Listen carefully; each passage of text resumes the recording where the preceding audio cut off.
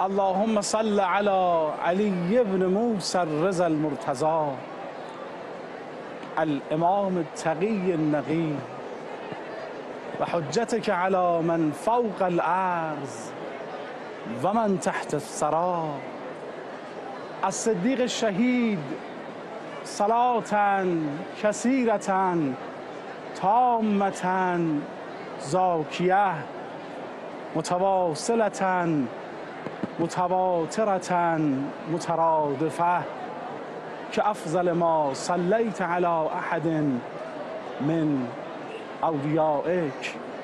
حرم لبریز زائرها، مسافرها، مجاورها، گروهی آذری ها و گروهی از شمالی ها، یکی از پای قالی و یکی از بین شالی ها، خلاصه هر کدام آرام زبان وا کرده در این ازدحام آرام. یا ابوالحسن ببین این دستهای پین بسته را، آقا ببین این شانه های خسته را، آقا به بیخوابی دو چشم خیش را مجبور کردم من، به زحمت پول مشهد آمدن را جور کردم من، به بیخوابی دو چشم خیش را مجبور کردم من، به زحمت پول مشهد آمدن را جور کردم من. نشستم تا بگیرم دامن ایوان طلایی را، به سمتت باز کردم من دست خالی گدایی را. صحنت مدینه، مکه، نجف، کربلای ماست. یا ابوالحسن صحنت مدینه، مکه، نجف، کربلای ماست. آری تمام هستی ما مشهد الرضاست. چشمم به هیچ پنجره رغبت نمی کند، چشمم به هیچ پنجره رغبت نمی کند، جز با ذریح پاک تو صحبت نمی کند. شاید هنوز بنده خاکم که گنبدت من را به آستان تو دعوت نمی کند. خواندی مرا آقا جان یا علی ابن موسی الرضا، تو خواندی مرا، وگرنه بدون اشارتت قلبم چنین هوای زیارت نمی کند. صلی الله علیک یا مولا یا ابوالحسن یا علی ابن موسی الرضا. بهترین سلام ها رو به شما تقدیم می کنم. چند ساعتی هست که از حرم امیرالمؤمنین علی ابن ابی طالب مشرف شدم به حرم آن امام نازنین حضرت ابوالحسن علی ابن موسی الرضا. هم سلام امیرالمؤمنین رو به شما تقدیم میکنم، هم شما رو دعوت میکنم به زیارت امام رضا جان. خیلی خوش آمدید. بهترین سلام ها تقدیم شما، شهادت آقا جانمون حضرت رسالت حضرت مجتبی و امام رضا جان رو خدمت شما تسلیت عرض میکنم. مهمان درجه یک بزرگوار و عالمی داریم، استاد ارجمندم آقای کاظرانی که پیش روی شما بهشون عرض سلام و خوش آمد. آقا سلام، سلامت باشید. ممنونم. بسم الله الرحمن الرحیم و صلی الله علی محمد و آله الطاهرین. من خیلی خوشحالم که توفیقی شد خدمت آقای جوادی، خدمت شما عزیزان باشیم. خواهم عرض بکنم آقای جوادی من علی الی علی، از علی ابن ابی طالب به علی ابن موسی الرضا. خوش به حال شما، ان شاءالله که دعواتتون هم مستجاب باشه. من از باب تأدب و ادب به ساحت پیامبر بزرگوار یک سخنی رو، یک شعری از مال سعدی عرض ادب میکنم به پیشگاه پیامبر، بعدم جمله‌ای رو راجع به امام هشتم ولی نعمتمون عرض میکنم. سعدی خیلی زیبا میگه ای چشم و چراغ اهل بینش، مقصود وجود آفرینش، صاحب دل لا ینام قلبی، مهمان عبیت عند ربی، در وصف تو لا نبی بعدی، خود وصف تو و زبان سعدی.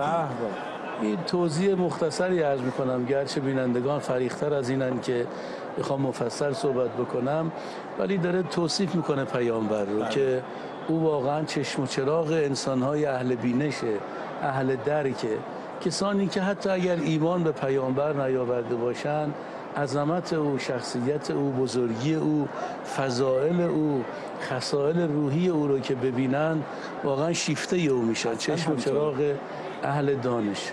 مقصود وجود آفرینش، واقعا در روایات هم داریم بعضن که لولاک لما خلقت الافلاک، واقعا این جهان، این که خداوند به آدم گفت سجده بکن، مقصود واقعا همین ذوات مقدسه، همین پاکان بودن.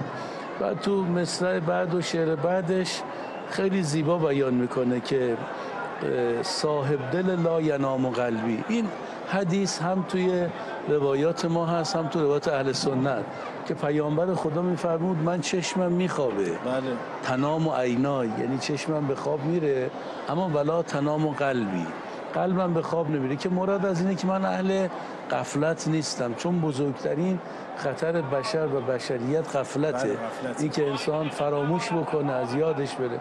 سعدی در توصیف پیامبر از همین استفاده میکنه، میگه صاحب دل لا ینام قلبی، مهمان ابیت عند ربی، که اینم خیلی جمله زیباییه، اینم باز روایته که پیامبر فرمود من بیتوته میکنم کنار ربم، یعنی انقدر قرب داره، قاب قوسین و ادنا، انقدر نزدیک به خداوندی که در این حده.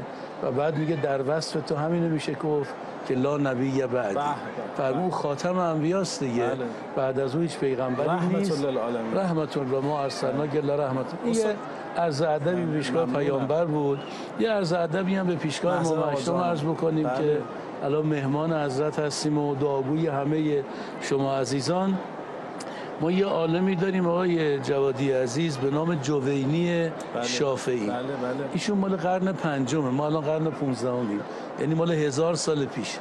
ایشون سنی شافعیه. میدونید دیگه ما در ایران اکثر اهل سنتمون شافعی هستن و اینا یک محبت خاص و ویژه‌ای رو به اهل بیت دارن.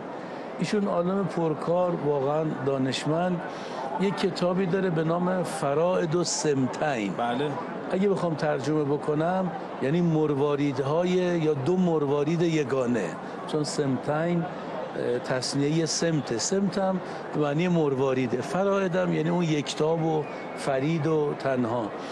ظاهراً یک کتابی نوشته ایشون که چاپ هم شده و الان موجوده، که یه بخشش راجع به علی ابن ابی طالب و حضرت زهراست، بقیه‌اش هم راجع به معصومین دیگه است. راجع به امام هشتم که میرسه یه خاطره ای رو نقل میکنه، خیلی زیباست. میگه یه شخصی در نیشابور، چون ایشون اهل همین نیشابور هم بوده، البته امام الحرمین هم بهش میگفتن، چون هم در مکه هم در مدینه کرسی تدریس داشت. ایشون میگه شخصی به نام محمد ابن قاسم نیشابوری مخالف زیارت امام هشتم بود. ما برای چی بری زیارت؟ متاسفانه الان شما نگاه کنی تو جامعه ما برخی از این رگه های تفکری موجوده. آقا مثلا کربلا برای چی میری، نجف برای چی میری زیارت؟ متاسفانه از این حرفا میزنن، در حالی که واقعا این مسیر شناخت، مسیر معرفت واقعا. ایشون میگه شخصی بود به نام محمد ابن قاسم نیشابوری، این منکر بود، او اصلا برای امام هشتم زیارت رفته، این حرفا یعنی چی؟ تا اینکه یه روز این محمد ابن قاسم نیشابوری رو همینجا میبینن، یعنی برای زیارت اومده. بهش میگن آقا چی شد؟ تو که میگفتی نرو، تو که میگفتی نرید، چی شده خودت اومدی؟ گفت درسته من اعتقادم همین بود، اما گفت یه خوابی دیدم که اومدم کنار قبر علی ابن موسی رضا و پیامبر همونجا ایستاده داره نماز میخونه کنار زرین. بعد ببین من از شیعه نقل نمی‌کنم، از یه سنی شافعی مال 1000 سال پیش دارم نقل می‌کنم، کتابش هم موجوده که منکر زیارت هم بوده اون شب.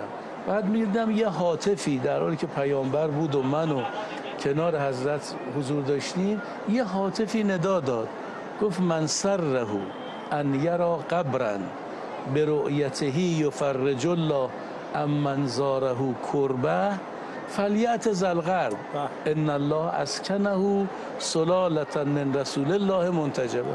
ترجمه سخن اینه، میگه اون هاتف گفت اگر کسی میخواد به زیارت یه قبری بره، که وقتی اون قبر رو زیارت کرد خداوند تمام کرب و تمام غم و کرب و مصیبت او رو از او برطرف بکنه. پس بیاد فلیت زلقبر، بیاد صاحب این قبر رو زیارت بکنه که خداوند بهترین ها از دودمان پیامبر رو اینجا دفن کرده. یه نکته دو این داره، این نکته من خودم حس کردم آقای جوادی، عزیزان هم حس کردن، شما هم حس کردید یقینا. زیارت امام هشتم، حرم امام هشتم یه خصوصیتی داره. انسان وقتی که وارد میشه میاد، حتی گاهی دیدن گنبدش، چه برسه به اینکه آدم بخواد وارد حرمش بشه، غم و غصه آدم رو برمی‌داره. بهجت آوره. خدا رحمت کنه مرحوم علامه طباطبایی رو. ایشون یه تعبیری داشت، همون تعبیر تو این شعر این جوینی هم که نقل میکنه دیده میشه. ایشون میفرمود رأفت امام هشتم حسیه، یعنی شما وقتی وارد میشی واقعا حس میکنی. من اینو تو خب ببینید، ما نجف رفتیم، کربلا رفتیم، همه اینجا رفتیم، اما اونایی که رفتن اینجا اومدن، اینجا یه حس دیگه ای داره. همینطور. شاید این جهتی که امام رو امام رؤوف معرفی میکنن بالاخره بی جهت نیست، یه رأفت واقعا حسی و لمسی هست. همینطور. خدا رو شکر الحمدلله ما اینجا سلامگو هستیم، دعاگو هستیم، نایب الزیاره هستیم. اینم تأدباً حتی همه ایشون نقل میکنه، میگه حاکم نیشابوری که متقدم بر جوینی شافعیه که بازم اهل سنته و معروف هم از جزء علمای بزرگشون هست، کتاب معروفی ایشون میگه من دوچار درد در مفاصل بودم، مفاصلم درد میکرد، مشکل داشتم، خیلی هم این برانور رفتم برای طبابت ولی نشد. میگه یه روز اومدم زیارت امام هشتم، از حضرت خواستم که این بیماری من درمان بشه. حاکم نیشابوری طبق نقل جوینی شافعی میگه بعد که من رفتم نوقان و رفتم نیشابور دیگه اون درد رو من نکرد و من شفا پیدا کردم. من از بینندگان عزیز خواهشم اینه یه توجه بکنن، گاهی شبهات میاد، گاهی حرفایی میاد، ببینید اینا ملجأن، اینا پناهن. اگه مصلحت الهیه باشه اینا شفا هم میدن، اینا بیماری ها هم درمان میکنن، همه کار از دستشون میاد، همه چیز میاد. واقعا از این وجود ذوات مقدسه هم باید معرفت آموخت، هم باید انس گرفت و این انس گرفتن هاست که ما رو به مسیر هدایت میکنه. واقعا کسانی که اومدن اینجا توبه کردن، کسانی که اومدن اینجا راه مسیر رو و راه درست رو پیدا کردن، تو تاریخ موج میزنن. حالا اگر غنیمت بشمریم بالاخره، حالا یک مجاورت جسمیه ولی مجاورت معنوی هم هست. بذارید سخنمو با این شعر سعدی تو این قسمت تمام بکنم. گفت نه عزم سیاحت کند نه یاد وطن، هر آن که بر سر کویت مجاوری آموخت. کسی که واقعا اینجا بیاد مجاور بشه، واقعا نه بهشتی نه سفری نه وطنی، هیچی رو قصد نمیکنه. البته مجاورت عزیزان میدونن دو نوعه، یه موقع مجاورت جسمیه خیلی خوبه، توفیقیه فلان، اما از این مهمتر مجاورت معنویه. یعنی خلق ما، اخلاق ما، عقاید ما، اینو شباهت پیدا، این میشه مجاورت معنوی. استاد قوقایی، استاد کاظمی، بله نه ماشاءالله ما تو مسیر اومدیم اصلا ترافیک، الحمدلله خدا رو شکر. همین حال و هوا کنار مزرعه شریف آقا جان آن امام ناظرین امیرالمومنین هم بود، جای شما خالی. و اینم بگم خیلی جالبه استاد کاظمی، الان یه پیاده روی از کربلا به نجف هست. تو این مسیر برگشت مشایخ مردم دارن میرن زیارت امیرالمومنین به خاطر عرض ارادت و تحیت و احترام در روز شهادت وجود مقدس حضرت رسول صلوات الله و سلام علیه. حتی این روزها مردم با صفا و اهل وفای ایران، علی ابن موسی رضا هم سفره‌دار زیارت و گرامی داشت شهادت آقا رسول الله هست و دلم میخواد در این خصوص صحبت بکنیم. یه بخشو با هم ببینیم، یک نفسی در حرم بکشیم، یک عرض سلامی داشته باشیم. کنار شما هستیم و محضر علی ابن موسی رضا. بفرمایید. صحنت مدینه، مکه، نجف، کربلای ماست. آقا جان این صحنت مدینه، مکه، نجف، کربلای ماست. آری تمام هستی ما مشهد الرضاست. حضرت رضا در روزهای پایانی ماه صفر سفره‌داری میکنن برای شهادت جد بزرگوارشون حضرت رسالت و البته عموی گرامیشون حضرت مجتبی صلوات الله و سلام علیه سر سفره این بزرگواران هستیم. استاد کازرونی خاطره ای رو در خصوص موضوع شفا می‌خواستن برای شما بگن، با هم بشنویم. استاد کازرونی در خدمت. من یه خاطره رو می‌خوام نقل بکنم مال باز یه عالم بزرگ مرحوم آمیرزا مهدی آشتیانی. از علمای بزرگ تهران بود، فیلسوف بود، حکیم بود، فقیه بود، شاگرد آخوند خراسانی آغازیای عراقی و تألیفات زیادی هم ایشون داره. ایشون میگه تو زمانی که شهریور 20 و اون طرفا که خیلی اوضاع احوال ایران به هم ریخته بود، کمونیست‌ها اومده بودن آذربایجان و شمال ایران رو اشغال کرده بودن، میدونید دیگه تو اون زمان حتی کمونیست‌ها تو دولت وزیر داشتن. مرحوم آمیرزا مهدی آشتیانی میگه که من 3 تا مشکل برام پیش اومده بود. یکی دچار یک بیماری بودم، یکی هم فقر و تنگ دستی منو اذیت میکرد، یکی هم که این اشغال کمونیست‌ها نسبت به ایران منو خیلی زجر میداد. میگه یه روز متوسل شدم که خدایا چه بکنم از این حالت. میگه اومدم و به قصد زیارت امام هشتم از تهران اتوبوس سوار شدم بیام به سمت حرم و مشهد. میگه وسط راه حالم به هم خورد، مریض شدم به جوری که راننده و دوستانی که همراه من بودن فکر کردن من سکته کردم. من آوردن پایین ماشین گذاشتن که رسیدگی بکنن. میگه یه حالتی به من دست داد، صحرای عرفات رو دیدم.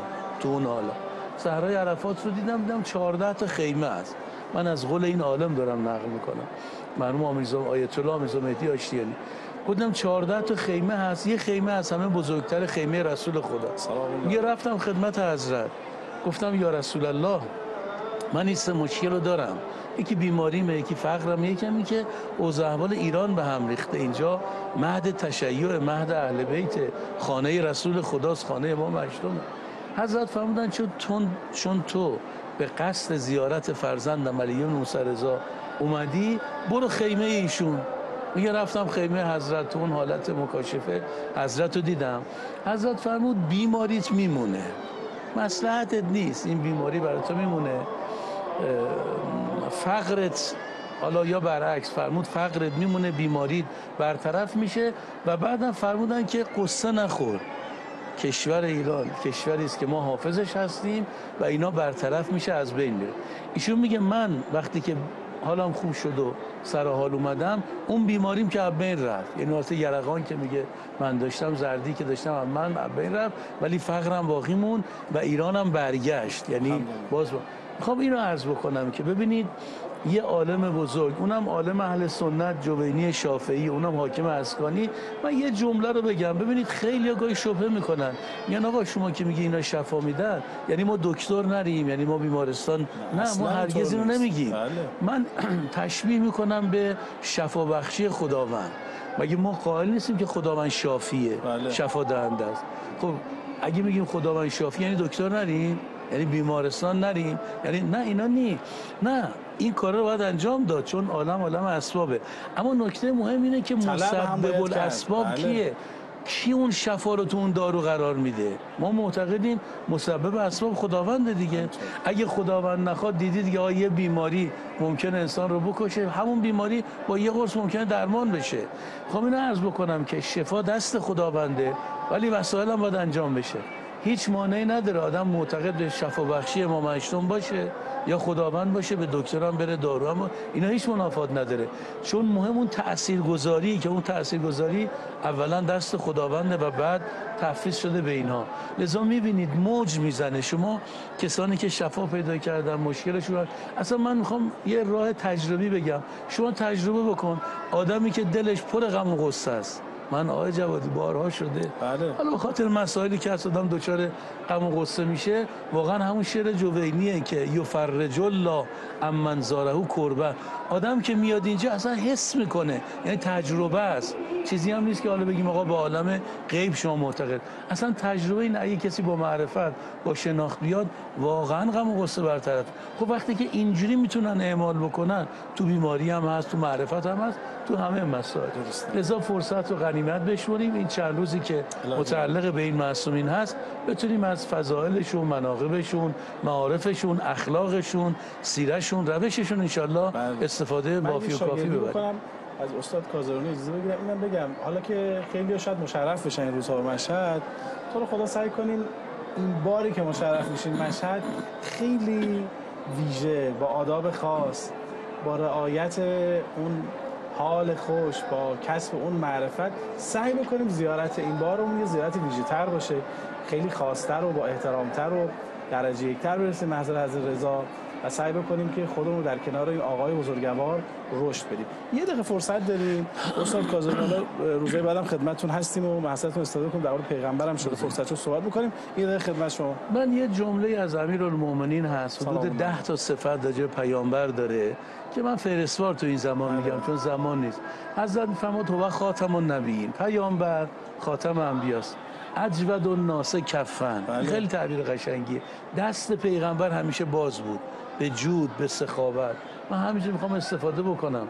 آقا اگه میخوایم شکل پیغمبر بشیم، شبیه پیغمبر یا نه اقتدا به پیامبر بکنیم، باید سفره‌دار باشیم، باید دستمون باز باشه. خوش شنیدم که بهشت آن کسی تواند یافت که آرزوی برساند به آرزومند. اجود الناس کفن، فرمود دست و بالش. ارحب الناس صدرن، این تعابیر امیرالمومنین راجع به پیامبره. فرمود سینه او گشاده است، گشاده ترین سینه است. یعنی اهل گذشت، اهل کینه نی. آخه ما چقدر کینه ها رو داریم حمل کنیم، چقدر بغض ها رو داریم نسبت به اهل ایمان. خودمون رو سنگین میکنیم، هم سنگین میکنیم هم محروم میکنیم خودمون رو. واقعا اگر کسی میخواد از معارف الهی بهره ببره، دلش رو لا تجعل فی قلوبنا غلا للذین آمنوا. 30 سال فرصت داریم. اصدق الناس لهجتا، صادق ترین انسان. بقیه‌اش هم حالا ملاحظه بکنن دیگه، اوصافیه که چهره پیامبر رو نشون میده. ممنونم استاد کاظمی عزیز و نازنین. خیلی ممنونم که با ما همراه هستید. اینجا حرم امام رضا جان هست. آمدیم زیارتتون قبول بشه. ان شاءالله منتظر ما باشید. شب هم هلوش ساعت 10 خدمتتون هستیم. فردا هم ساعت 11 باز هم با یاد خدا کنار شما هستیم. زلف ارادت شما رو گره بزنید به این آقای با محبت و شما رو در این روزها برسونیم به زیارت این امام رؤوف و با رأفت. خیلی ممنونم. با این حال خوش با شما خداحافظی میکنیم. گل یاد شما رو هم کنار ضریح آقا علی بن موسی رضا میکارم و از طرف شما زیارت میرم. ان شاءالله فردا هم کنار شما خواهیم بود. یا علی مدد. خدا نگهدار.